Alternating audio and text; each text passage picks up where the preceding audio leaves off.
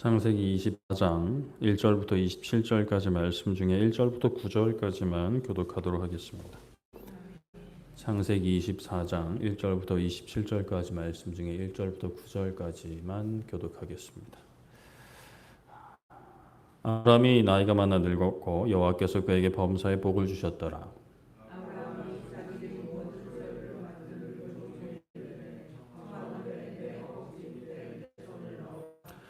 너에게 하늘의 하나님 땅의 하나님이신 여호와를 가리켜 맹세하게 하노니 너는 내가 거주하는 이 시방 가나안 족속의 딸 중에서 내 아들을 위하여 아내를 택하지 말고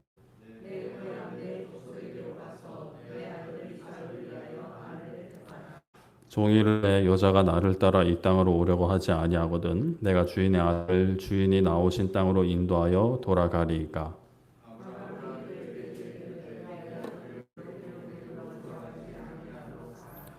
하늘의 하나님 여호와께서 나를 내 아버지의 집과 내 고향에서 떠나게 하시고 내게 말씀하시며 내게 맹세하여 이르시기를 이 땅을 내 씨에게 주리라 하셨으니 그가 그 사자를 너보다 앞서 계실지라 내가 거기서 내 아들을 위하여 아내를 택할지니라.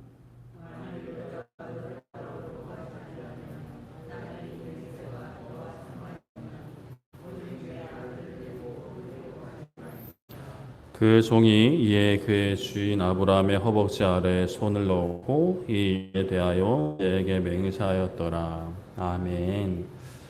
네, 오늘은 간구와 응답이라는 제목으로 말씀을 나누고자 합니다. 네, 말씀 나누기에 앞서서 우리 영화부가 모두 출석했네요.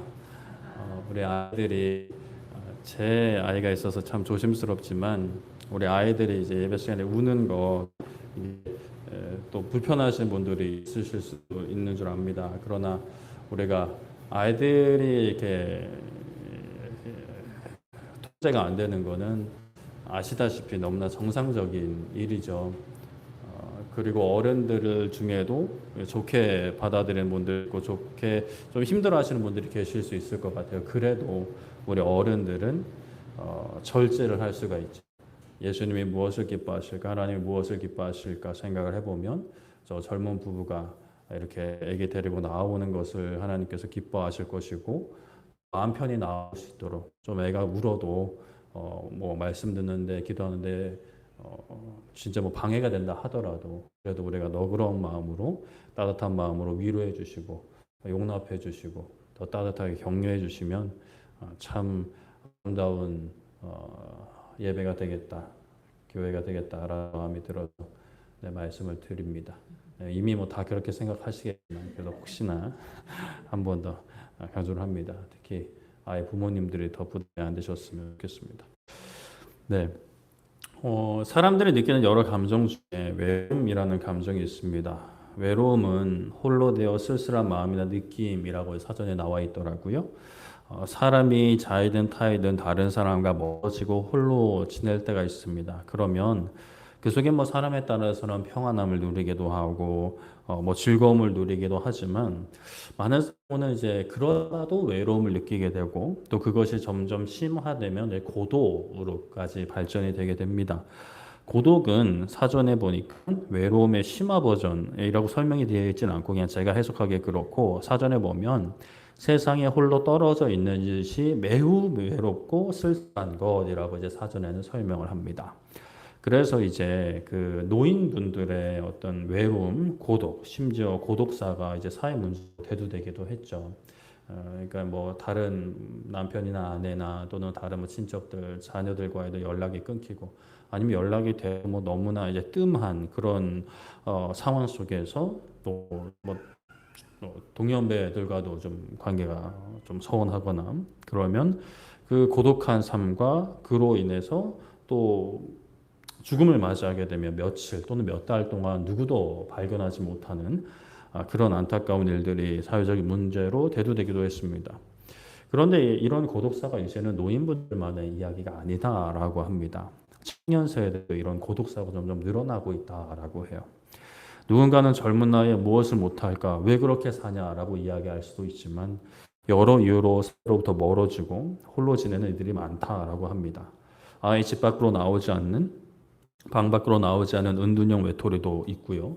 그런데 그게 아니라 사회생활은 잘해요. 뭐 취업도 하고 뭐 친구들도 가끔 만나고 하는데 그런데 그 어떤 한정된 관계 외에 다른 모든 관계를 차단하고 고독한 삶을 살아가는 청년들도 많다라고 해요. 물론 사람은 때로는 혼자만의 시간도 필요한 것 같습니다. 뭔가 마음의 쉼을 얻기도 하고 또 자신을 홀로 돌아볼 수 있는 시간도 되는 유익이 있어요. 그러나 분명한 것은 사람은 혼자 살 수가 없습니다. 하나님께서도 아담을 지으시고 홀로 있는 것이 보기 좋지 않으셨고 짝을 만들어 주셨죠. 사람을 그렇게 함께 살게 하고 또 그 둘만 그냥 계속 쭉 사는 게 아니라 자손을 낳게 하셨어요. 자손을 낳아서 생육하고 번성하게 점점 더 늘어나게 더 많은 사람들이 함께 하게 하신 거죠.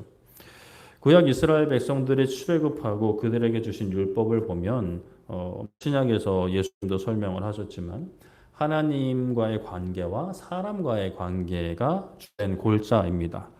그러니까 이제 이웃 간에 어떻게 지내야 되는지가 굉장히 중요한 내용 중에 하나인데 이웃과 어떻게 지내야 하는지에 대한 율법을 주신 것 자체가 이웃과 함께 지내야 함을 전제하는 거예요. 그러니까 이웃과 함께 지낼 필요가 없으면 그런 율법을 주실 필요도 없죠. 그냥 그 안에서만 나만 보고 살아라, 나만 나에게만 기도만 하고 이렇게 뭐 예배하고 살아라 이렇게 하셨겠지만 함께 살아갈 때 뭘 해야 되고 뭘 하면 안 되고 또 잘못을 했을 때 어떻게 갚아줘야 되고 뭐 어떤 죄를 지면 어떤 벌을 내리고 어떤 과정을 통해 다시 회복하고 이런 것들이 다 포함이 되어 있단 말이죠. 그렇게 언약 공동체가 이제 시작되었고 예수님께서 죽으심과 부활 영광을 받으셔서 교회가 시작되었습니다. 우리는 그렇게 함께 하도록 만들어졌고요. 또 그렇게 이렇게 살아가고 있어요. 또 이렇게 함께 말씀을 듣고 기도를 하는 것이죠. 그렇게 누군가 함께 할 수 있다라는 것은 하나님께서 만드신 또 기뻐하시는 질서이기도 하고 복이기도 합니다. 그런데 이제 누군가 나와 함께 하는데 사실 그 누군가가 나에게 항상 도움을 주고 기쁨과 즐거움을 주는 것은 또 아니에요. 우리 아기들도 있지만 참 너무 귀엽고 이쁘지만 항상 이 아기들 때문에 웃는 것만은 아니죠. 막 속이 터지고 막 이게 아물 때도 있습니다. 그런데 정말 나에게 도움이 되는 사람과 내가 함께 한다면 어떨까? 힘들고 어려울 때 가장 먼저 생각이 나요. 그리고 그분을 찾으면 나의 문제를 막 해결해줘요. 그런 분이 나와 함께 있다. 나에 가까이 있다. 언제든지 내가 연락할 수 있다라고 한다면 참 든든하고 힘이 되죠. 또 즐거울 겁니다. 우리 그리스도인들은 하나님과의 관계를 그렇게 믿고 그렇게 여기고 또 그렇게 바랍니다. 그래서 힘들고 어려울 때 하나님을 찾아요. 힘들고 어려울 때 하나님을 찾는 것은 굉장히 복된 일이죠. 그런데 또 힘들고 어려울 때만 찾으면 좀 문제가 생길 여지가 좀 있긴 한데 그래도 다른 헛된 우상 찾는 것보다는 복되다라고 할 수 있을 것 같습니다. 그런데 그렇게 하나님을 찾는데 하나님께서 내가 간절히 바라는 일에 묵묵보답하실 때가 있다라는 것이 우리 그리스도인들이 신앙생활을 하면서 참 알면서도 사실 어려움에 직면하는 그런 문제 중에 하나예요. 아무리 열심히 기도해도 간절히 기도해도 막 헌금도 많이 하고 막 봉사도 막 많이 하는데 안 들어주시는 거예요. 그러면 뭐 실족해서 하나님을 떠나기도 하고 그래도 교회 생활을 하는데 전혀 기쁨이 없이 하나님이 없는 것처럼 계시기는 계신데 나와는 좀 서먹서먹하신 내 기도는 안 들어주시는 다른 사람 기도 다 들어줘도 내 기도는 안 들어주시는 마치 그런 군중 속의 고독처럼 다른 사람들은 다 막 겁게 신앙생활 하는 것 같은데 나만 막 이렇게 막 힘들게 하는 것처럼 느껴지게 하죠. 그래서 어떤 응답받는 기도, 응답받는 법에 대한 어떤 이런 꿀팁들, 뭐 그런 책이든 요즘에 뭐 유튜브 영상이든 뭐 세미나든 뭐 그런 것들이 참 많이 있는데 그런데 막 딱히 뭐 저도 한때 그런 걸 좀 찾아보기도 했지만 좀 별로인 것들이 많은 것 같아요. 너무나 알고 있는 너무나 당연한 얘기 또는 너무 뜬구름 잡는 얘기이거나 아니면 너무 허무맹랑한 속으로 막 밧줄을 잡아당기듯이 기도하면 뭐 이루어진 이런 이야기들을 막 하니까 그렇다면 우리가 오늘 좀 생각해 볼 것은 정말 응답하는 기도가 있을까? 그러면 나도 응답받을 수 있을까? 오늘 말씀해 보면 뭐 우리가 사실 신앙생활 오래 하셨으면 너무나 잘 아는 이야기인데 너무나 신속하게 응답받는 이 내용이 등장을 합니다. 하나님께서 아브라함을 택하시고 부르셔서 특별한 복을 약속하셨어요. 많은 자손, 또 약속의 땅을 약속하시고 너가 복이 될 거야라고 하셨습니다. 그렇게 여러 일들을 겪고요. 하나님께서 약속하신 이삭을 받아 행복하게 사는데 하나님께서 이삭을 바치라 하셨죠. 아브라함은 별다른 반항이나 불평 없이 진짜 이삭을 바치려고 했고 하나님은 그것으로 그의 믿음을 확인하셨다라고 하셨습니다. 하나님보다는 사실 아브라함 자신과 그들 자손에게 이 일은 굉장히 중요한 사건, 믿음이 뭔가라는 것을 이제 보여주는, 가르쳐주는 사건이 되었어요. 그렇게 하나님의 약속의 복을 받고 사는데 아내 사라가 죽습니다. 그런데 새벽에 나눴죠. 장례를 지낼 곳이 없어서 그 함께 사는 헷 족속에게 땅을 얻으려 합니다. 헷 족은 친절을 베풀지만 아무데나 저렇게 쓰시라고 하지만 아브라함은 예의 있게 선을 그으면서 땅의 값을 정당한 대가를 주고 삽니다. 소유권 이전을 확실히 해요. 그 모든 과정은 그 민족들과 섞이지 않기 위함이었다라고 볼 수 있겠습니다. 그러니까 하나님의 약속을 붙드는 약속의 사람으로 지금 당장 편한 길을 가는 게 아니라 번거롭더라도 약간 껄끄럽더라도 그렇게 행동을 한 거죠. 약속의 성취를 붙잡고 첫 단추를 깨었다라고 할 수가 있겠습니다. 그리고 오늘 말씀이 등장하는데 오늘 말씀 1절에 아브라함이 나이가 많아 늙었다라고 해요. 하나님께서 그 범사에 복을 주셨다라고 하죠. 그런데 많은 복이 있는데 아직 굉장히 고민거리가 하나 남았어요. 바로 아들 이삭의 결혼을 못 하고 있는 거예요. 요즘에도 뭐 우리 부모님 세대들은 자녀가 결혼을 뭐 요즘에는 그래도 그럴 거면 하지 말아라 뭐 이런 부모님들도 많이 계시긴 하지만 그래도 좋은 짝 만나서 행복하게 사는 걸 하지 않는 부모님들이 또 있긴 하더라고요. 자기는 불행했는데 자녀가 행복하는 걸 질투하는 분들도 계시더라고요. 참 안타까운 현실인데 아무튼 그래도 보편적으로는 다 이제 자녀들이 결혼 잘 하기를 바래요. 그런데 이삭이 결혼을 못 하고 있는 겁니다. 이삭은 뭐 알다시피 참 어렵게 얻은 아들. 사실 뭐 어렵기보다는 오래 기다렸죠. 하나님께서 아브라함 100세 주셨어요. 많은 자손을 허락하신다는 약속의 통로가 그 이삭입니다. 그런데 이 이삭이 얼른 좀 결혼하고 이 자녀도 좀 순풍순풍 낳고 해야 이제 하나님의 약속이 보이는구나라고 이제 할 수 있을 텐데 이 뭐 40이 되도록 이제 결혼 못 하고 있는 거예요. 그래서 아브라함이 이제 움직입니다. 그의 집 모든 소유를 맡은 늙은 종 부릅니다. 그냥 종 노예가 아니라 약간 총집사 같은 그런 역할을 감당하는 종이죠. 그를 불러다가 내 허벅지 밑에 손을 넣으라 합니다. 이게 왜 그러는지 뭐좀 알기는 어렵지만 일단 이게 맹세를 굉장히 결단하는 의식, 제스처, 상징이라고 보여져요.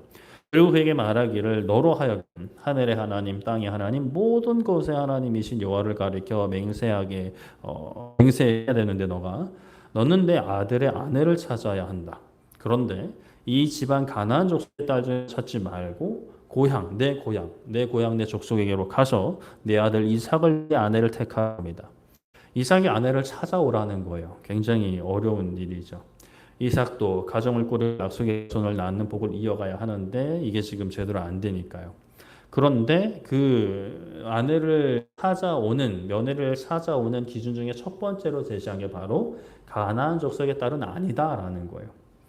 아브라함이 그 막벨라 굴을 아내를 장사하는 그 굴을 사는 과정에서도 보여졌지만 아브라함은 철저히 가나안 민족과 분리를 선택합니다. 함께 살아가지만 함께 존중하는 관계, 서로 예의를 갖추는 관계, 또 헷족속이 주님이라고 아브라함을 부를 만큼 굉장히 사이좋게 지냈지만 아브라함은 철저하게 선을 그어요. 그들과 섞이지 않으려 합니다. 그들과 섞였을 때 훗날 시간이 흘러서 약속의 자손으로서의 그 약속의 성취가 흐릿해질 수 있기 때문이죠. 그렇게 가나안 여인이 아닌 내 고향, 내 족속에게로 가라고 합니다. 가나안 여인들이 아니고 그냥 아무 다른 족속도 안 됩니다. 내 친척이어야 된다라는 거예요. 그런데 여기서 종이 질문합니다. 아브라함에게 주인님, 만약 그 여인이 이곳으로 오지 않으려 하면 이삭을 그리로 데리고 가야 합니까? 라고 물어요. 결혼이 워낙 중요하니까 그렇게라도 할까요? 라고 묻는 거죠. 그러나 아브라함은 그러지 말라 합니다.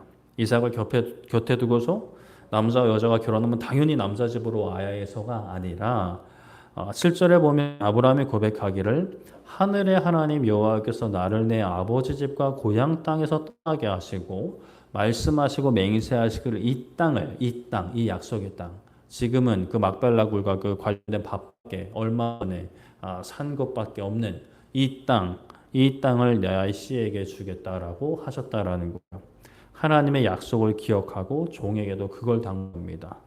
하나님의 약속이 그곳에 있지 않고 이곳에 있기 때문에 반드시 며느리가 될, 내 가족이 될, 약속의 자손들을 낳아야 될 그 사람도 이곳으로 와야 된다. 약속 안으로 들어와야 된다라는 거예요. 아브라함은 믿었습니다. 하나님께서 그 사자를 넣어 종보다 먼저 보내사 그곳에서 내 아들 이삭을 위한 아내를 택하게 하실 것을 믿은 거죠.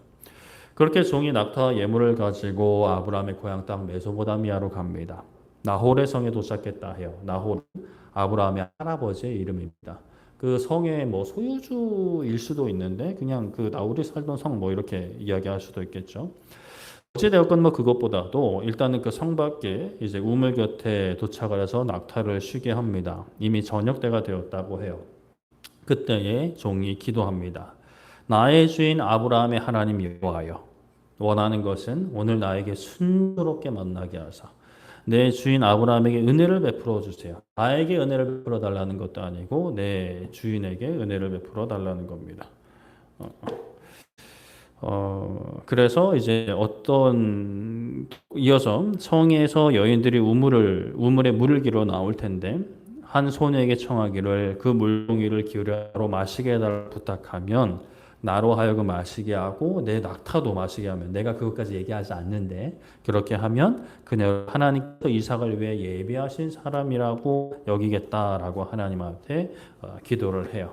그런데 이 말이 마치기도 전에 리브가가 나왔다 합니다. 그녀는 그 종이 기도했던 대로 행동합니다. 그 종이 기도를 마치기 전에 등장한 그녀 리브가가 그 일을 행해요. 얼마나 신속한 응답이에요. 오늘날 우리가 정말 바라는 응답의 속도죠. 기도했는데 기도가 마치기 전에 이 예배당을 나서기 전에 문제가 해결되었다고 연락이 오는 그 놀라운 하나님의 역사가 참 우리 가운데 일어나기를 바라죠. 참 생각하지 않을 수가 없습니다. 왜 이렇게 빨리 응답하셨을까? 도대체 어떤 꿀팁이 있길래 이렇게 빨리 응답하시는 건가? 아브라함과 그 종이 무엇을 찾고 구했는지를 살펴볼 필요가 있습니다. 그들이 구했던 것은 이삭의 아내였고 이삭의 결혼이었어요. 요즘은 비혼주의가 늘고 있다고 하지만 그래도 건강하고 행복한 결혼 생활을 많이 꿈꾸죠. 아브라함과 그 종의 강도도 그 사람도 사실은 뭐 그렇게 특별한 것이 없어 보일 수 있어요. 누구나 구하는 기도 제목이라고 생각할 수 있는데 그래요. 그러나 앞에서 살펴본 것 같이 아브라함이 내건 두 가지 조건을 보면 그냥 단순히 사람들이 구하는 단순 자녀의 결혼을 위해서 이런 일이 진행되는 것이 아님을 우리가 알 수 있습니다. 다시 한번 살펴보면 아브라함이 걸었던 조건은 두 가지예요. 첫째는 가나안 여인 중에 택하지 말고 내 친척 중에서 택해야 된다. 그리고 두 번째는 반드시 이 땅으로 데려와야 된다라는 거예요. 이 두 가지 조건이 가지는 의미는 가나안 민족과의 분리와 약속의 땅에 거해야 된다는 사실, 약속 안에 살아야 된다라는 사실입니다. 이 두 가지 의미는 아브라함이 하나님의 약속 안에 있다라는 것을 보여줘요. 단순 자기 아들 결혼시키고 손주 보는 게 목적이 아닌 거죠. 물론 그건 즐거운 일이지만 그러나 이런 과정들 보면 하나님께서 아브라함에게 약속하신 너의 자손을 하늘의 별처럼 바닷가의 모래처럼 많게 하겠다는 그 약속, 이 땅을 너희 자손에게 주실 것이라는 그 약속을 이루어가는 과정이다는 거예요. 그 약속이 이루어지기를 구하는 거죠. 우리가 이 땅을 살아가며 구하는 많은 기도 제목들이 있습니다. 학업, 대학 진학, 결혼, 자녀 양육, 그러면 또 자녀의 학업, 자녀의 결혼, 우리 직장생활, 자녀의 직장생활, 사업, 가정의 화목, 노후 등 굵직굵직한, 그러니까 보편적으로 거의 대부분 사람들이 바라는 기도 제목들 있어요. 그리고 또 각자의 삶의 특별한 기도 제목들이 또 있죠. 그런데 이 많은 기도 제목들이 하나님이 우리에게 약속하신 그 약속과 하나님의 뜻과 어떤 관련이 있는가를 우리는 항상 살펴만 합니다. 예를 들어 뭐 오늘 말씀에 언급된 결혼을 놓고 생각해 보면 결혼을 구하는 것 같지만 누구는 하나님 약속 안에서 구하고 누구는 하나님 약속 밖에서 구할 수 있어요. 단순히 하나님한테 나 결혼하게 해주세요 구한다고 해서 다 하나님의 약속 안에 있다라고 보기는 좀 어려울 것 같습니다. 하나님의 약속 안에서 구한다는 것은 이 결혼을 통해서 하나님의 약속이 이루어지기를 염두하고 바라며 간구하며 행동하는 것이라 할 수 있겠고, 하나님 약속 밖에 있는 것은 하나님한테 구한다 하더라도 그저 이 땅에서 내 행복, 내 평안, 내 성공, 내 안위를 위해서만 구하는 것이라고 할 수 있을 것 같아요. 아니, 근데 또 이런 생각을 해볼 수 있죠. 아니, 내가 행복한 것이, 이 땅에서 행복한 것이 하나님의 뜻이 아닙니까? 결혼이 죄 지는 것도 아니고, 하나님께서 허락하신 것이라면서요. 하나님께서, 만드신 창조의 질서잖아요. 근데 내가 그 안에서 뭐 나쁜 짓을 하겠다는 것도 아니고, 그 안에서 행복을 누리고 평안을 누리겠다는 게 뭐 그게 그렇게 잘못된 일입니까? 라고 우리가 생각을 할 수가 있죠. 하나님은 우리가 행복하기를 바라십니다.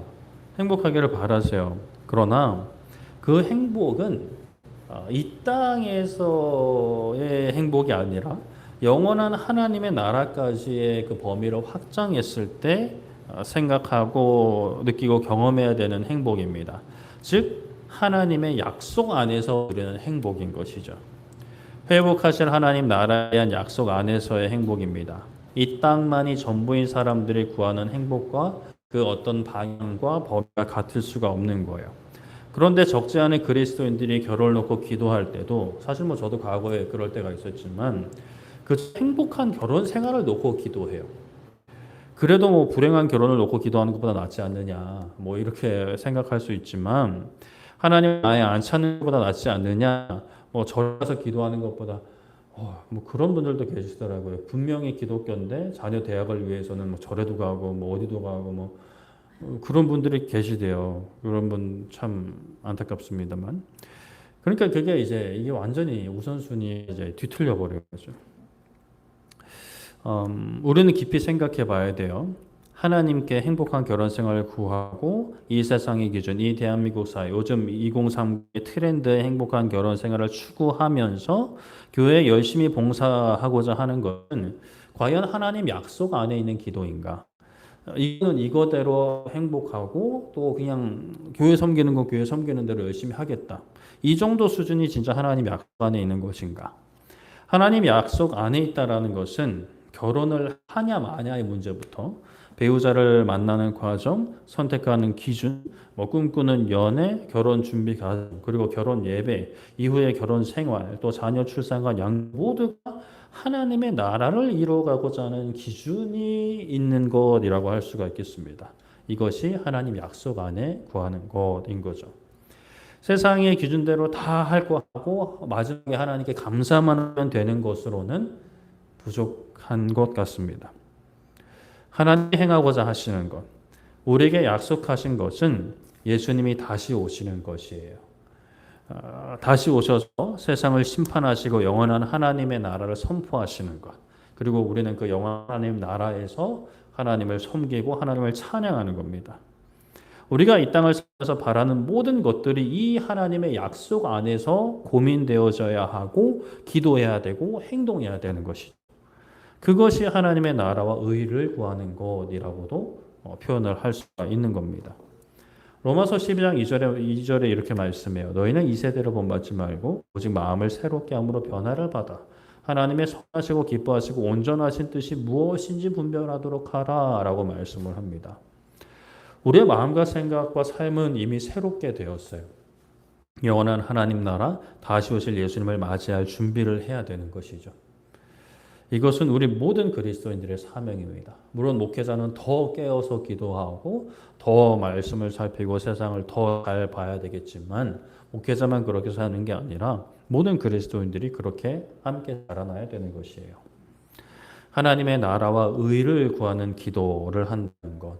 단순히 교회가 양적으로 성장하고 뭐 그런 수준, 그것도 너무 복된 것이지만 하나님의 나라와 의를 구하는 것은 우리의 모든 삶이, 우리의 모든 생각과 모든 일상이 하나님의 존재와 역사를 인정하고 거기에 동참하는 행위. 하나님은 이렇게 하고자 하시는 거예요. 하나님의 계획은 이거예요. 예수님이 다시 오시는 것이고 심판하시는 것이고 영원한 하나님 나라를 선포하는 거예요. 그러면 우리가 모든 일에 있어서 이것을 염두에 두는 거죠. 생각을 하는 겁니다. 내가 지금 하고자 하는 일이 다시 오실 예수님과 어떤 관계가 있을까? 다시 오실 예수님이 기뻐하실까? 고민하고 기도해야 되는 거예요. 이게 굉장히 좀 처음 이렇게 이거를 하려고 하거나 깨닫게 되면 굉장히 불편할 수도 있죠. 번거로울 수도 있어요. 그러나 이것만큼 의미 있는 삶이 없습니다. 하나님을 모르는 이들과 내 삶을 비교할 필요가 없어요. 아니, 비교해서도 안 돼요. 내가 하나님을 얼마나 사랑하고 있는지, 얼마나 다시 오실 예수님을 내가 소망하고 있는가, 얼마나 염두에 두고 있는가, 영원한 하나님의 나라를 기대하고 있는가를 점검하면서 또 우리가 세상 속에서 우리에게 주어진 일들이 있죠.